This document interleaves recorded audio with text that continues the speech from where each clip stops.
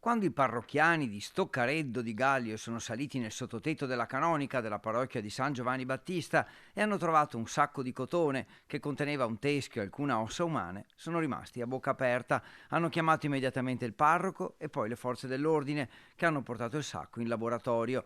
In quell'area della canonica non saliva più nessuno da almeno 20 anni. Per risolvere il giallo ci vorrà un po' di tempo. Questo è un giallo tutto galliese che è ancora avvolto da una cornice di mistero e sulla quale stiamo a tutt'oggi lavorando per capire cosa sia successo in tutti questi anni, presumo io, perché si ritiene già da una prima analisi che queste ossa siano lì da decenni. Saranno le analisi di laboratorio, infatti, a stabilire l'età e il sesso della persona, anche se l'ipotesi più probabile è che si tratti di un soldato della Grande Guerra.